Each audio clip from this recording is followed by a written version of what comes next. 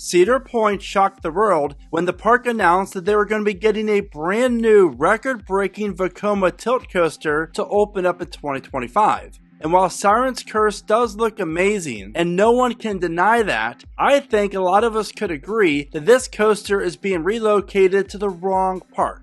But the big question is, which current Six Flags park would benefit the most from Siren's Curse and why? Here are the top 8 parks that I think would have made more sense for this new Vekoma to go to instead of Cedar Point. And one thing to remember now is that Cedar Fair and Six Flags is merged together in one giant company. But the best part is, I'm also going to share with you just where each park could have built this awesome looking coaster. Welcome to Theme Park Recommendations. My name is Brandon and I'm really glad you're here. And Cedar Point announced this coaster last Thursday and it's still shocking. And just to think that they're getting a new coaster a year after Top Thrill 2 opened for 6 days is just insane. And I'm going to be making a video more on that thoughts here very, very soon. So stay tuned for that because you're not going to want to miss that. Now the first park I want to talk about, number 8, would be Knott's Berry Farm, and the last major coaster that they added was Hang Time in 2018. So Knott's Berry Farm is a very interesting park because they're definitely due for a new coaster, and no one really knows when they're going to be opening up their next major one. We know that Montezuma's Revenge is getting like refurbed or reimagined, and it's been like crickets over on that construction site.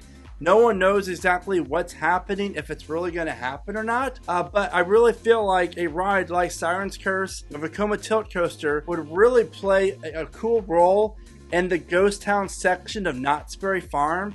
I just really like that. So I can't really pinpoint a specific area where I want to see this ride, but I'm sure Knott's Berry Farm could have found a way to fit this ride in potentially. I've only been to Knott's twice, so I'm not 100% familiar with the layout, but judging by Google Maps, you know, there's ways that parks can reroute buildings and reroute things to make way for a major coaster like this. And really, Siren's Curse, as you see right here, does not take up a large footprint at all. In fact, it's like a giant rectangle. So Cedar Point's going to have a decent amount of room on either side of it for, you know, maybe some trees or a new building or a new ride down the road. So that's a positive. So every park on this list doesn't need a huge plot of land to fit this awesome looking ride in. Next up is a park where I heard a ton of people saying this ride should have went to. And it's hard not to agree with them because this would have done really good in the Vortex plot of land at Kings Island. And the last major coaster Kings Island opened was Orion, their Giga, in 2020. So by adding a ride like Siren's Curse to this already impressive coaster lineup would have been a pretty solid move in my opinion. Analyzing this layout for Siren's Curse, I really feel like this could have been a top 1, top 2, maybe 3 coaster at Kings Island, depending on what you like. If you like intensity, airtime inversions, and uniqueness, then Siren's Curse is your ride. But this ride would have looked really cool in the Coney Mall area of the park. As you're walking down the midway, you see this giant structure and then the tilt aspect. But, you know, I feel like this area is destined for something larger and better. So I understand why Cedar Point got the coaster over Kings Island to a point, but I still feel like it would have been a pretty solid fit. Next up is my home park. And I'm telling you, I was furious when I heard this news because Carowinds, the last major coaster added, was Copperhead Strike in 2019. It is now 2024, and we're getting a family coaster next year, which is cool and all. But then that means 2026. Are we going to get a major coaster? Probably not. Maybe 2027. I really felt like this ride would have done really well in the Rip-Roaring Rapids plot of land right next to Fury. They could have expanded that area into a new midway, really having a theme heavily on this ride, and maybe have a new flat ride open up as well in this plot of land, because as you see, this Rip-Roaring Rapids area is rather large. So this ride, Siren's Curse, would not be the only ride in this area. But too bad, Carowinds does not listen to me. I've been trying to get the park president role there for a couple years now, and I still haven't got the phone call, and I don't know why. So hopefully they'll call me so we can start getting some really cool looking rides at Carowinds again. Anyways, Six Flags St. Louis, number 5.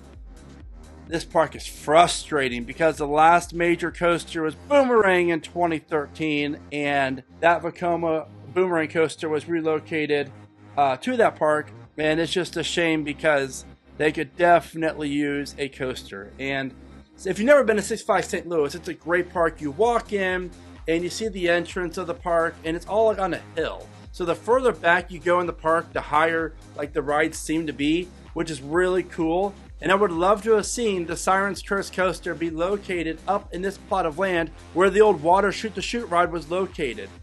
This kind of up, again, it's up on a hill. There's no major coaster in this area besides the Boomerang that's hardly ever open.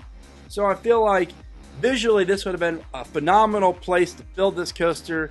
St. Louis could really benefit from a unique major new coaster that you can see from the interstate. So you look over and, oh my gosh, there's a new coaster. I'm going to go check that out. So hopefully St. Louis will be building a new major coaster in a couple years.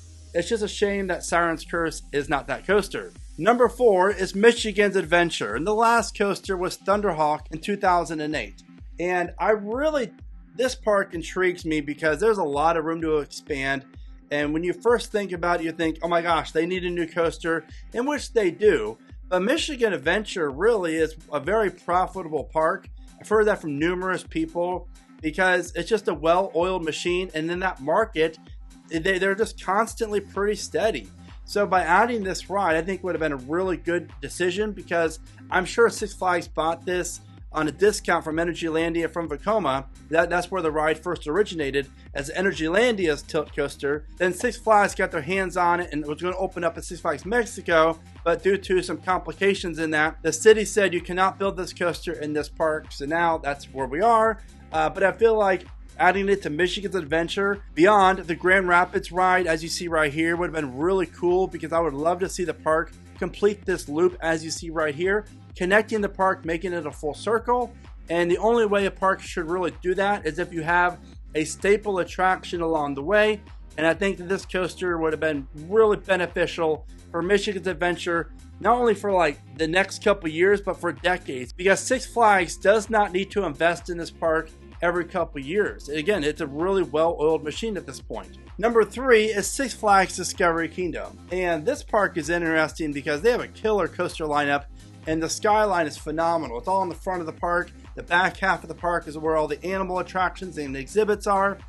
So they don't really have a ton of room for a new coaster. And the only place I could see a ride like this get built is if they removed their Vekoma SLC Kong, which was relocated there from Opryland when it opened up, I think in like 95, 96 as Hangman. So Kong has been there way too long and it's brutally rough. I don't think it has the new trains even. So I do not think anyone would shed a tear if Kong got replaced with an awesome coaster like this. Now number 2 is another great park where I feel like this could have been visually appealing for the skyline. As far as the park has not built a new coaster, a major one, since 2007. This is Valleyfair. It's a really good park. It's a fun park. And this area in the front of the park is Dinosaurs Alive, used to be. And it's been rumored that this is where the park's next coaster is going to go. I've been saying it for a while now, where I think 2026 will be the year for the new coaster. And it's just a shame because this coaster, Siren's Curse, would fit perfectly right here in the front of the park. I just feel like a ride like this at Valleyfair would have sold more season passes and made the company more money than it would have at Cedar Point due to capacity reasons, as well as, again, this coaster's already at a discounted price, so I feel like that would have made the most sense. And before I get to the last park on the list, this is the area that Siren's Curse is being built at Cedar Point, and while I love the ride, I just feel like this area where the dorms used to be and right across from Iron Dragon, the shape of it, I'm just not really feeling a giant rectangular ride in this area. I feel like they could have had a different company come in 2026 or 2027 to build a major coaster that kind of better fits this area. But maybe I'm just being a little picky, I guess. But for me, visually looking at it, that's my first opinions on the matter. Also, be sure to check out KeepRidingCoasters.com, my online merch store for shirts like what I'm wearing right now, as well as a bunch of other cool coaster designs. I really do appreciate all the support. Again, check out keepridingcoasters.com. Also, please don't forget to give this video a like. That is by far the best way that you can help support my channel, and I greatly do appreciate each and every one of you. With that being said, the number one park that could have benefited from Siren's Curse would have to be Six Flags Astroworld.